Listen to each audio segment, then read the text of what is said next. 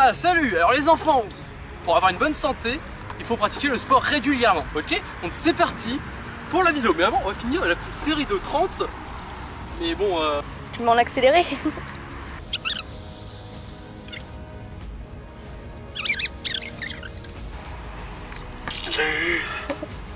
C'est bon, il est mort. Non, attends, on finit les 30, on était avant! T'arrives même plus à te porter.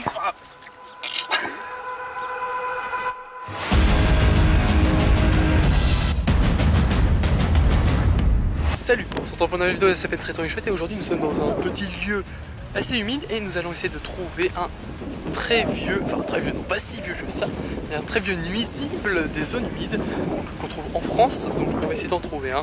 On va parler du ragondin.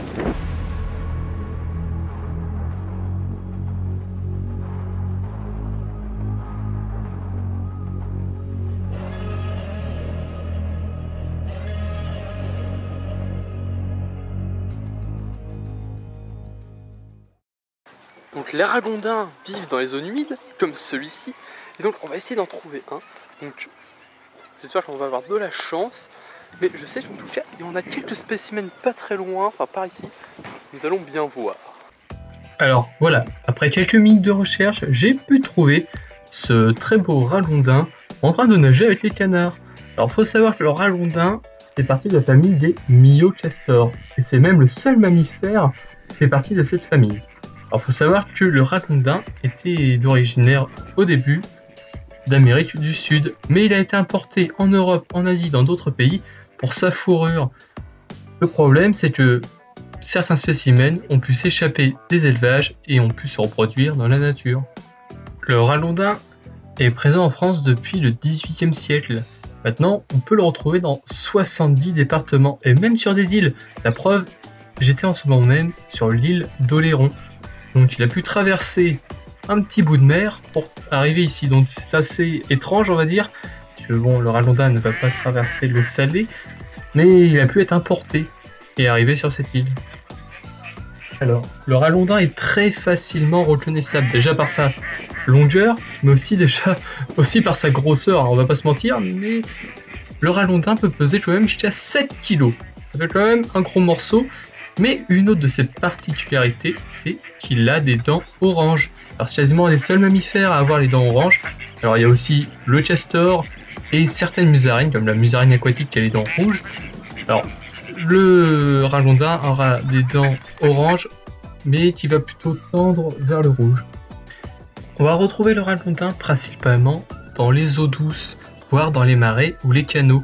Alors le problème avec le ragondin, c'est déjà il mange beaucoup, il va manger beaucoup de plantes aquatiques, mais on verra son alimentation un peu après.